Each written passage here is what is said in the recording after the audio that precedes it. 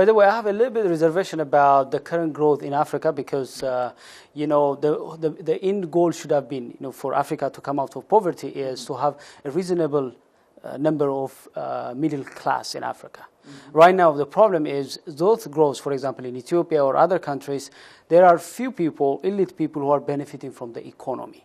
And also the area where they grow, even if, there are, let's say, some infrastructures like roads, buildings, and so on, they're not building the people. So my worry is, for example, in Ethiopia, a few people are millionaires. The rest is poor.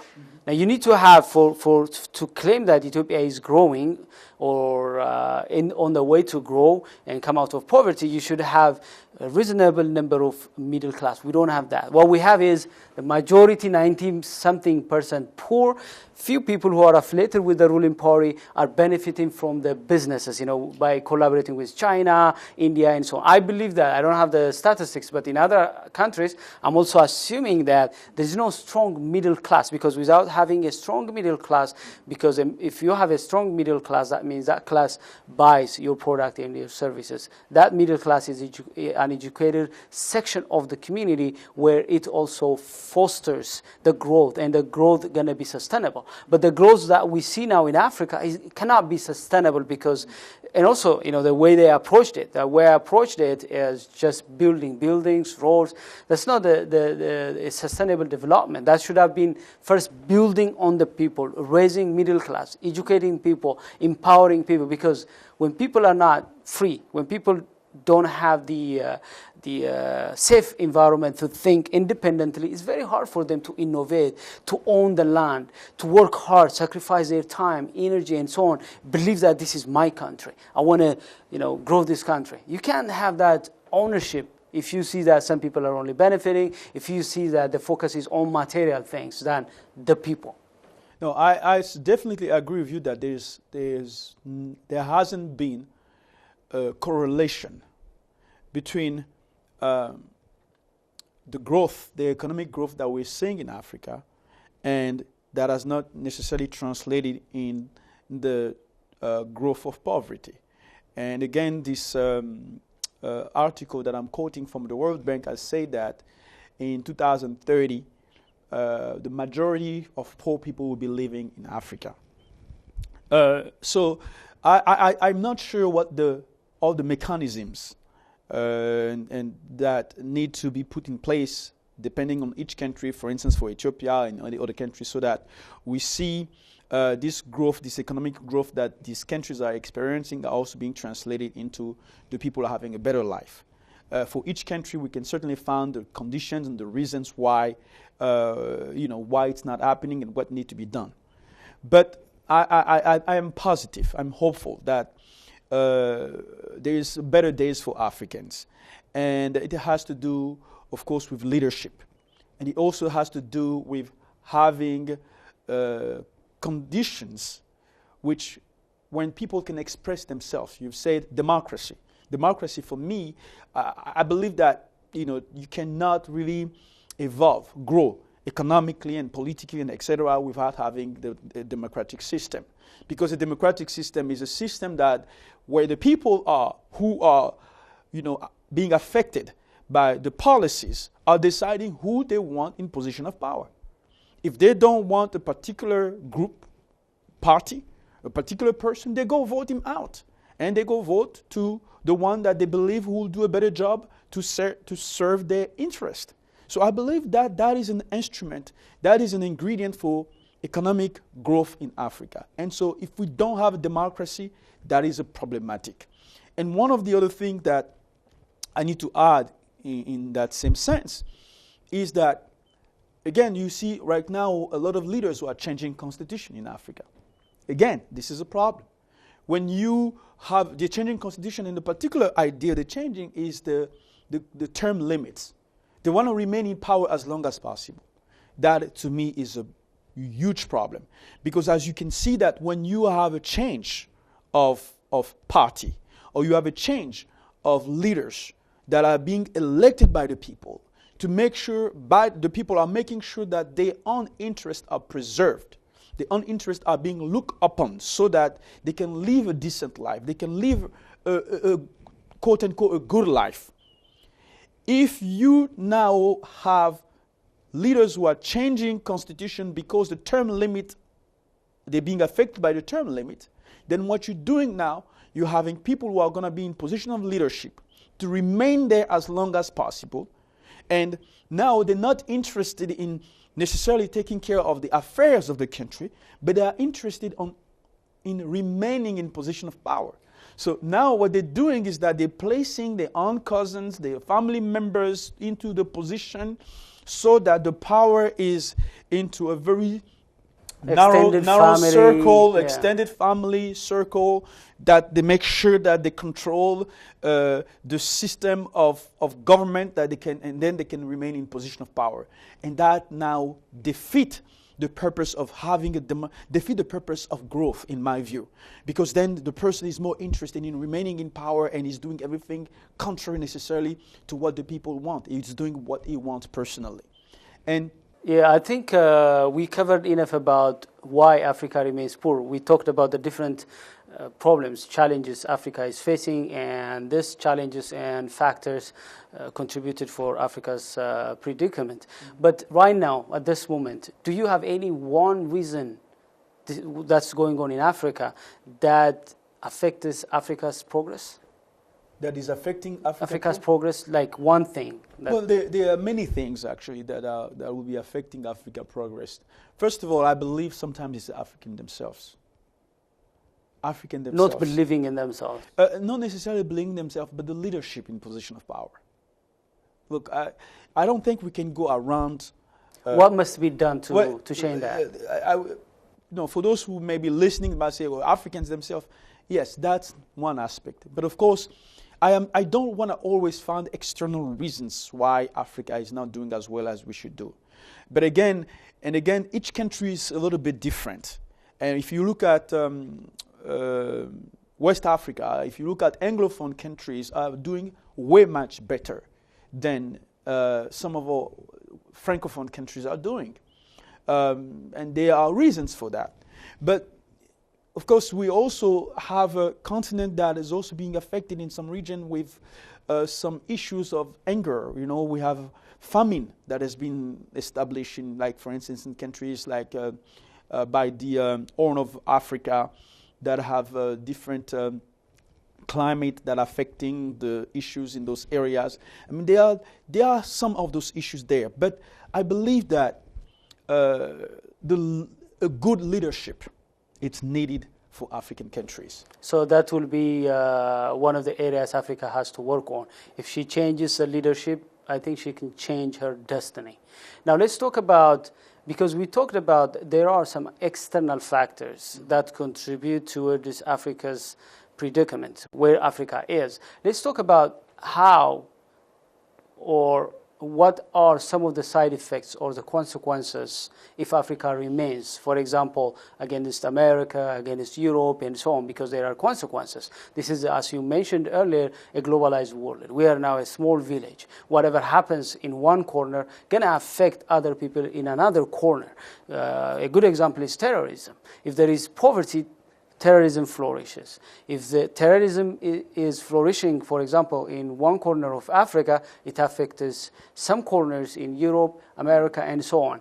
In my view, there should be some kind of awareness from external partners and alliances to know that when Africa remains poor, there are consequences, there are side effects. I think you are right. You are completely right that there are consequences. And the fact that some of this migration that you see, you know, in some countries in Europe, they've because they also were going into trouble economically. You've seen a rise of nationalism, fascism, you know, and usually people now are so upset that there's so many Africans who are coming into their country and who are coming to take the advantage of the country. But the reasons behind these Africans coming is not because they love Europe, it's because of the policies that have been affected, European policies in some ways that have been affected these African countries. And so these African countries are suffocated. People are suffocated. Then the only thing they need to do now is to go outside and look for a better life somewhere else. So a consequence of having a better life in Africa is, one, there's going to be less migration, right? There's going to be less migration. If I can live comfortably in my country, why would I go to a country? And when we look at the climate we have in Africa, look at how beautiful our climate is. Africa, we have all our problems, but we still have some great stuff, some great notions in terms of the values we can still carry. The camaraderie, and of course they're also being destroyed. But the connections, the camaraderie that is working between people. Sometimes people will tell you that, oh man, you don't know what you're missing. We are in Africa. This is better life here. So my point is that, one of the consequences that will certainly have a better African country doing much better is that I think we'll have less migration. That's one thing. So those who are complaining about migration in Europe, that's a consequence. Another reason that will be certainly helpful, as you mentioned, we are a global village. The companies now are saturated in Europe. They want to go to Africa. Africa is a huge market. You say we're 1-something billion people in Africa, right? I think I'm not sure what the numbers are in terms of which is the second highest continent in terms of population. 7 billion I think out of 7 Africa. billion people. Yeah. I think it's Africa. So that's a market. But so you're saying that they're going to enjoy, for example, if Africa becomes prosperous, if Africa becomes stable, peaceful and democratic, and when there is rule of law, that means other continents like in Europe, America, Asia, they could be able to come and invest. Absolutely. That some of these European companies that are being suffocated, or American companies that are being suffocated here, or are looking some other place to go, if Africa is not developed, some of this industry can never come to Africa, because those industries require a sufficient level of development for them to come. So if you raise the middle class, right? You raise some needs. You raise the need of the consumer. This consummation. I mean, the consumer need of this middle class is certainly raised within the country, and the demand will be higher. The demand in terms of what this middle class need. When you look at middle class, there is a way the middle class lives that is certainly different than the way the poor lives. The poor are requiring to just find a way to sustain, to eat. The eating and the drinking and maybe sending the child to school is what they need. It's probably what they can afford. They don't have the purchasing power. Exactly. When you increase now the middle class, now you're giving power to the people. This 1 billion people that you're giving power to now, that becomes in position of buying. And that is certainly there are economic implication into that stuff. And so this is the new vision that European and America should consider. And you mentioned I think terrorism. Yes, if a country is poor, and if you have some group that are coming into those countries and say, hey, convert to this, and I'll give you that. I will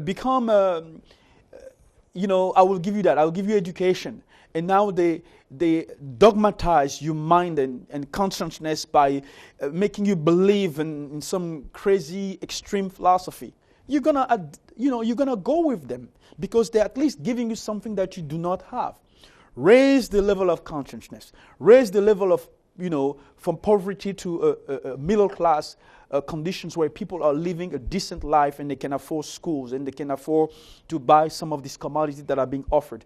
Then you will be eliminating some of the problems. And I think now that European countries and America understand it, and that's why some of this money is being invested in the Middle East, so that in the Middle East in some areas to raise the level of education, but also to raise the level of from poor to more decent conditions of living. So now I understand your point, very great point, because as far as there are stakes to European, American, Asians, they have to be concerned about what's going on in Africa. Mm-hmm. They should find a way to be partners. In the past the relationship was not partnership or alliance. But now they should change that. The equation should be changed. They should see Africa as a partner, and the relationship should be win-win. Like America, looking for win-win partnership with China or Russia. There should be that kind of win-win, because whatever is invested to Africa, or whatever thing they contributed for Africa to come out of poverty, that really brings back some benefits to them in the long term. Absolutely. And the equation should change. Yeah. My question then is, we have to move on. I like it. It's very, very interesting. But let's move on to the next question. What is one thing that's missing among Africans for them to come out of poverty? You mentioned earlier about cooperation among themselves. So can we talk a little bit about what's missing right now for Africans to grow together? I think that's a very profound and deep question. What's missing that for Africans, for them to grow together? My belief is that, again, is a cooperation between Africans and Africans. That is, I'm not sure to economic cooperation. I know we have OAU, the African... And also other regional organizations, SADC, ECOWAS, IGAD. Yes, and you have all of those organizations. But we're still facing some problems. And of course, we have to also to be optimistic realistic, I should say, that some of these problems that we are experiencing today, it will take time before we come out of them. So maybe right now we're seeing... so we need to invest on our people. We need to invest in our people, is to invest on education. Look, if you look at India, India is a powerful country today. It has an atomic bomb, and economically is doing well. Of course, you still see this is a country that is highly populated. You still see a large number of poor people in India, but this is a country that is invested in education. And the strength that he has gotten at this point today is because of the education, because of the investment that is done in education.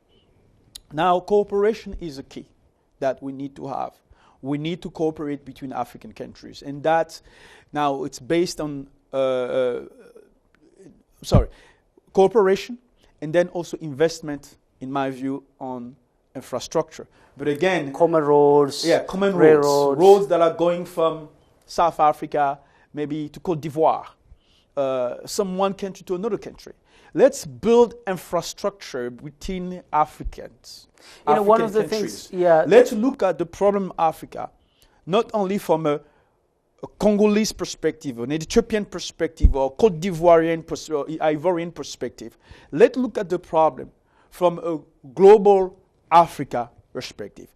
What can we do between all African countries? What infrastructure can we put in place so they will trickle down and have positive economical effect, growth, etc., etc. What can we do? We need to have that mindset and that approach. And I'm not so sure that mindset is necessarily out there among our leaders. So it boils down to, again, leadership and vision. Yeah, I think you mentioned a very important point about cooperation. The challenge is the cooperation now that exists because of institutions like ECOWAS, IGAD, SADC, is between the leaders. It's not between the people. I remember in 1997-98, I was the president of Addis Ababa University Students' Union. I traveled to 3 African countries, sponsored by UNESCO, and the theme was intercultural dialogue in Africa. The main reason of these workshops was that Africans should enter into dialogue. Now, one of the challenges why Africa is poor is because of conflict within countries, between peoples. You see fights in Ethiopia between ethnic groups, between clans. I believe that that's the case in other Africans too. Now, for Africa to come out of poverty, there should be a way to resolve conflicts. Conflicts should not always be resolved by power, by violence, by war. There should be dialogue between people, not between leaders, between institutions, between the people. And I think that's one of the missing links that are affecting Africa to, push herself forward to come out of poverty. Okay. I agree. Yeah. So the next question I have is, what's the role of culture? Now, Africa is poor. Yes, we talked about there are historical factors, external factors. When we say poor, let's put this under quotation. Africa is poor. Because in some ways, yes, Africa is poor in some ways, but Africa is rich in so many ways. So I understand. Even if we see countries, for example, northern African countries like Egypt, Tunisia, Libya, or South Africa, for example, these are rich countries. Yeah. So we're talking about, when we say poor, we're not talking about resources. We're talking about for example, per capita, GDP, income per capita, GDP, and so on, especially for sub-Saharan African countries. Yes. That being said, my question is, why then Africa remains poor is a big question. That's why we're talking. But some of the things that we are mentioning are like external factors, leadership, institutions, policies, and so on. What about culture? I'm interested on this one. What do you think are the roles of culture for where Africa is now today? You know, this is a fast-changing world. The cultures, the concept, the notions of values are changing very fast because of the technology that we have today. The internet, today you are here in America, in Virginia, and you can easily, by the internet, see something that is happening right there, lifetime. So there is an impact on the culture. But all African cultures, first of all, there are many African cultures. There's no one African culture. Yeah, there are subcultures. There's several cultures in Africa. And within one country, you have different type of cultures.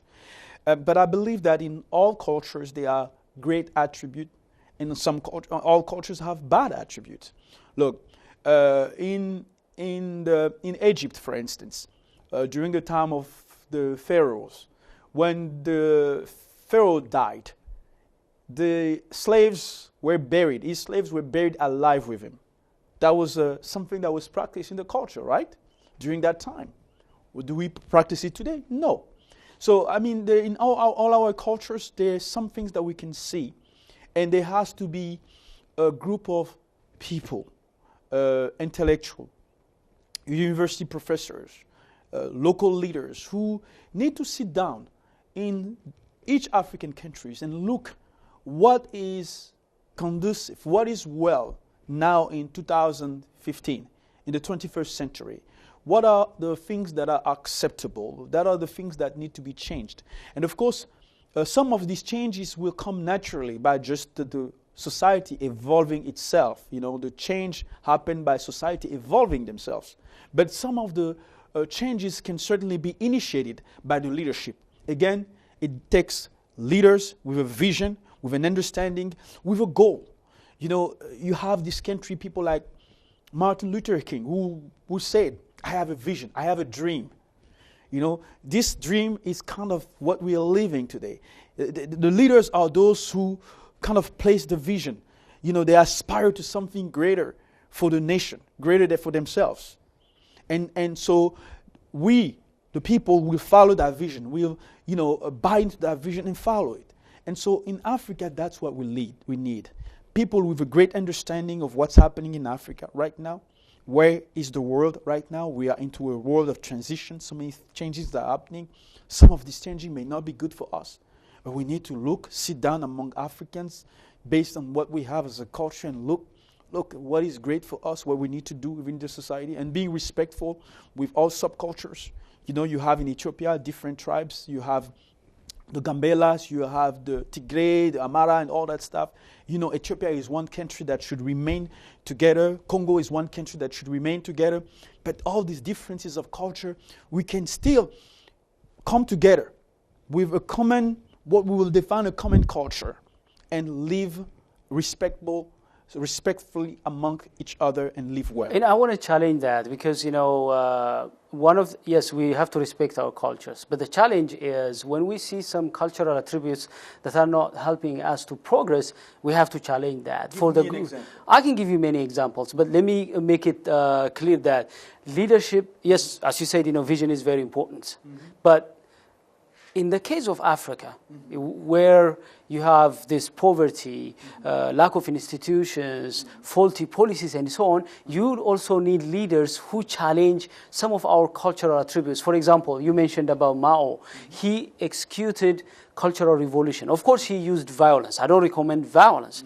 But without that cultural revolution, China wouldn't have become one of the superpowers in the world. So if Africa is just respecting one another, just carrying out the same cultural attributes, we can come out of poverty. We have to look strictly and seriously on our culture. And I can mention some examples, but the point is, let's look hard in our culture. As you say, there are good things. We have to nurture them. But there are some attributes. The problem is, many times we want to say, oh, this is European thing. We don't want to do that. But we can learn from European things. Yes, the European culture is individual-based culture. There are benefits to have that kind of culture. The African culture is kind of communal culture. Of course, I understand that there are subcultures. But the question is, in this communal culture, there are attributes, some cultural attributes that should be revolutionized, that should have been challenged. So the leadership, on top of vision, they should also challenge the culture. I can tell you one thing. You can change the current government in Ethiopia and bring a very smart, selfless, great leadership in Ethiopia. You can bring development. You can bring democracy because you have to first change the culture.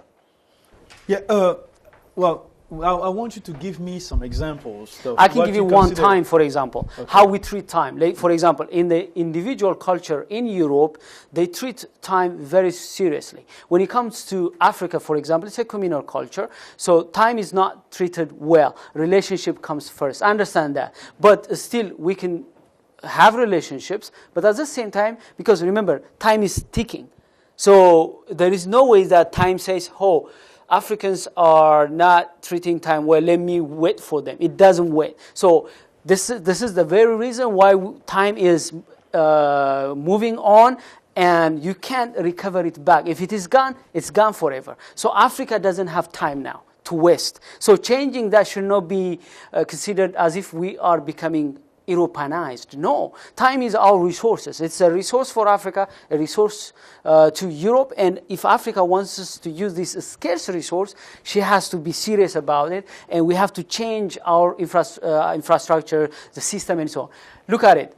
When we come here in the United States, we know that time is very strict. We come on time because we're going to be fired if we become 1 minute late.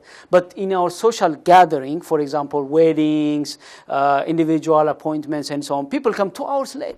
Why abusing time like that? So can we become rich or prosperous and civilized people without treating time well? First of all, we are civilized people. Yeah, you just made a... I mean, we have leaders who are not civilized. So I'm talking about the leadership who's not civilized, and the elites and the leaders who are not giving, for example, democracy, giving people right to speak. So that's civilization for me. Yeah, but first of all, let us go back again. We're given an historical touch. Society will find ways to survive and function based on the conditions that are being imposed upon them or the conditions of the time. What I mean by that is that today in Africa, if you have a serious government that comes with a seriousness of respecting its constitution, the people, respecting its obligation through the people, and doing, organizing itself as it should be, things are going to change. In my country, Congo-Brazzaville, there was a president in 1978. I think it was 1978 to 79. Yeah, his name is Yombi Opango. He came. He stayed in power for 2 years. But in those 2 years, he put rigorous, strict laws that when you went to work late, you were either not paid for 2 months. I mean, it was strict. And you saw people arriving on time at work, right? You saw people were working from 8 7, whatever it was, from 7 to 4, they were at work doing their job because this guy came with a particular vision and put it in place. He did something great for the country in that perspective. So I believe that that can be done. And when that kind of a mindset is established, it will go from generation to generations. You know, maybe time for you and I is very loose. But if you look at maybe the younger generation of Africans who have been born in this country, right, who have been under different type of influence, they may not view time the way you and I view it. Okay, so I believe that those things will come to change based on the requirement or the conditions that are being created within the scope of the politics, the economy of the country. I completely agree with you, because if we have great leaders, if they take risk, the problem is many times they don't want to be hated by their people. You know, they don't want to. They want to appease people. They don't want to challenge. You know, cultures. You don't think so? There are very few leaders, you know, who challenge their people. But so you give me time. I want you to give me another point that you think that Africans are doing in terms of culture. How we deal with work, for example. Work, for example, in Africa. Now in Europe, you know, for example, in America, you are rewarded. There is an incentive for you to work hard. If you work hard, for example, in the United States, if you work hard 10 years, educate yourself, compete yourself, and so on, you could become rich, become a millionaire. Yep. Because there are incentives. But if you go to Africa, for example, or in Ethiopia or in some other parts of Africa, now, there is no incentive. If you work hard, what are the incentives? Now, the governments, the system, the culture. For example, some people laugh at you. Even here, you know, some of my friends, they make fun at you if you work hard because, you know, many people think that as far as they have a job, a home, and a car, and a family, as far as they can cover that, you know, expense for the family, that's enough. They should not work, you know, more. But I can see that that's an abuse of a potential. If you have a potential, as far as you have the health, the time, the opportunity, and the incentive, you have to believe that hard work is something that is human. Okay. Let me say that I agree with what you said, though there's some things where I differ with you. It still boils down to what you said, leadership. Look, this country, America or European countries, look, if you don't perform, if you don't do your job, because you are required to perform to do a certain type of, the company has to function. It has to evolve. If you don't do your job, you become obsolete. Yeah, they even fire you. They'll fire you. They'll bring somebody else. If you work hard, they give you incentive. Right? They promote you. This is how the system has been established. Now do the same thing to the Africans, to the Ethiopia. If you have the same thing in Congo-Brazzaville, people will go to work. In fact, I believe that African people are hardworking people. When you look at for the majority of them working in the rural area, I mean, there are a lot of people that are working hard. But unfortunately for them, because of the country, the system within those countries, they are not being compensated with their work. There is no incentive. There is no incentive. But even beside that, they found the ways to survive, and they become creative to find a way to get some money into. So we get blessed here because if you want to have a job, 3 jobs, 4 jobs, you can get 3, 4 jobs. By the way, because the country allows it to do so. So you work hard because you need to survive. You need to pay your bills anyways. So you're constrained by the conditions of living. If you take some of these positive ideas or positive notions in Africa, you will produce the same type of exactly, society, and even better. Yeah, let me give you a good example. I mentioned it before.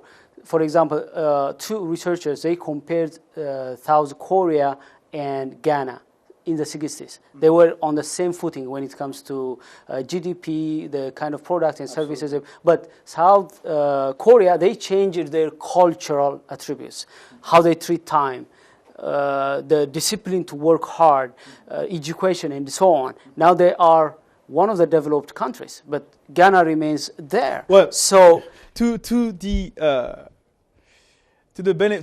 actually on the side of Ghana, just bring a little difference here. Look, you had a guy like the former president of Ghana, Rawlings, Nkrumah. Kwame Nkrumah that came, who was removed by a coup. All right? That coup removed him because the man was a nationalist. Certainly, maybe he got involved himself with the Cold War because he sided in position to be in the, for communist and socialist. But the man had a vision, and he was nationalist. This is a man who, if he would have remained in position of power, Ghana would not have been what Ghana is today. Even Africa would have been affected by Nkrumah. Nkrumah was a visionary, was a great leader. But he was removed. Okay? In South Korea, I think you have some guy called Kim Il-sung, who was the father of the guy who passed now, or grandfather of him. But they went from him passing to his son, etc., etc. They were politically stable. Though it may not be a democracy. South Korea is certainly not a democracy, or North Korea is not. But they had a sustained government that had the time to work for its people. What did you have in Ghana? You had a military coup that removed Kwame Nkrumah out of power. Then after that, you had a corrupted government that was there for a particular period of time when people suffered. Then you had Rawlings that came as kind of like a savior of the country, who came and established, and in these 2 terms he came 2 times. But he remained for the longest time. He's in his 2nd term, and he did great for Ghana. What Ghana is today is because of what Rawlings has done and what he was able to establish with a good leadership and the stability. By the way, my challenge is this. To answer you, to finish, is that most of our African countries have not enjoyed a stable government that have had time to do something for to improve the country, but also there has been external influence because African countries are rich countries. South Korea, I don't think it has as much as natural resources as Ghana has. So when you are courted, when people want your resources, they want to destabilize you. We talked about the external factors. I understand. Yes. There are external factors, political issues, leadership, and so on. Yes. What I'm saying is that we can be zealous about our culture, yes, but at the end of the day, if we don't look inside and change our culture, there is no way that we can come out of poverty. Of course, other things should change too, as you said, the external interference, the leadership, and so on. But at the end of the day, whoever is a leader of a country, they should stop and think that let's change some of our cultural attributes, maintain some of them that are good, but there are some cultural attributes that are not really helping to promote development, democracy, and the rule of law. We don't have time, so let's quickly talk about the solutions. I have some questions, but how can Africa come out of poverty? How can other stakeholders like regional organizations should contribute toward this changing the situation in Africa now into something better? So can you give us a little bit of some solutions? What should be done? I think that we've touched indirectly as we're talking how Africans can come out of poverty. First of all, I think we need to, Obama said that we don't need strong men. But I think in some ways we need both. We need strong government, yes. But the strong government need to do, I guess by what Obama meant is that you have people in position of power who are strong and are maintaining themselves in position of power. Yeah, he didn't say strong governments. He was saying strong men. Even he didn't say strong leaders. Can you quote to me what he said? He said, Africa doesn't need strong men. Africa needs strong institutions. So I think that he believes that we need strong governments, strong leadership. What we don't need is some, strong men, dictators. Yes, absolutely. We don't need dictators. We don't need people who are, who are power mongers. Yes, selfish, power hungry tyrants to be in position of power in Africa. But we need people with vision. And people will come with a certain period of time, respect the time that they're there, and leave office, so that you have a new blood into the system, new ideas, new way of doing things. When you remain in position of power for 40 years, when you are a party that is in power for 50 years, 30 years, 40 years, at some point it's going to be difficult for you to really, first of all, if it's the will of the people, that's okay. If it's the people that are voting you in position of power for you to remain in position of power as a party, that's fine. And if that is also allowed by the Constitution, we have to respect the Constitution. Constitution in Africa are not being respected. We need to have a real democratic system that allows people to vote. One man, one vote. That will help. And you need that those who are in position of power remain in those in position of power as long as the Constitution allowed them to do so. And they have to respect the rule of law.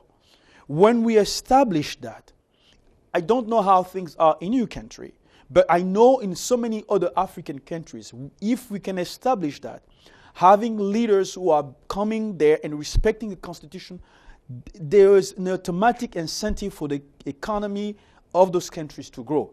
Because then my goal as a leader, or my goal as a political party, is to make sure that I'm leaving a legacy, because I know I'm there for a short period of time. I'm there for 10 years. I'm there for 5 years. So I'm going to do great work so that when I leave, people say, wow, when this person was there, he did a great thing. Bill Clinton came to power and he wanted to leave a legacy for this country. Obama is trying to do the same thing. G.W. Bush, when he came, he also, in his vision, also wanted to do the same thing. Leave something great for his country. So we can say that we need to have leaders, selfless leaders, leaders who can think about legacy, leaders who care about their people, leaders who want to serve, not leaders, corrupt leaders, dictators, and so on, for Africa to come out of poverty. Because those leaders are respecting the Constitution. The Constitution is the law of the land. And in order for the land to function properly, that Constitution needs to be respected. So when you respect the Constitution, it means that you have term limits, because the Constitution has agreed for term limit, right? The Constitution has agreed for fair elections. So the fair election is the people who, based on what they're living, the conditions of living, are voting a particular party or a particular person. When you have that, when you are being elected, and you know that after 4 years or 5 years, you need to go back to the same people and tell them, hey, this is what I've done for you. Or this is not what I was able to do for you. Now they said, well, you've been good for us. We keep you in position of power. No, you have not been good for us. You get out. When we have that, then there are conditions that are conducive to our development. So democracy, a true sense of democracy, need to be established.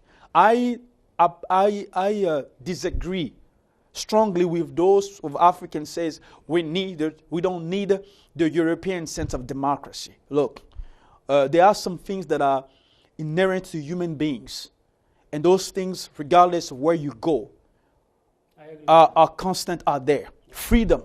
Human being does not want to be constrained. We are created free. We want to remain free. So freedom of expression, freedom of speech, freedom of electing you on the one that you want as official in position of power, that is a freedom that shouldn't be taken away. You don't have to be of Chinese or African. You need that. And that needs to be established in Africa. I enjoyed our discussion, but because of time, I have to stop it here. Okay. On behalf of ISAT and our viewers, thank you very much, and I really appreciate your energy, and I look forward also to have you again in another topic. Thank you very much, sir. Thank you for having me. Thank you very much, sir. Dear viewers, as you have seen, we have had discussion about why Africa remains poor, and we talked about some of the problems, some external historical factors that contributed why Africa remains poor. And also we talked about some of the things that are going on in Africa. And also we talked about the solutions, the how. So we talked about how we need strong and selfless, effective, competent leaders, and how we need to have strong institutions that promote democracy, the rule of law, justice, development, and so on and so forth. In the future, we may have another chance to talk about this. For now, hope you enjoyed and got some lessons. Until I see you next time, have a good time. Thank you very much for watching.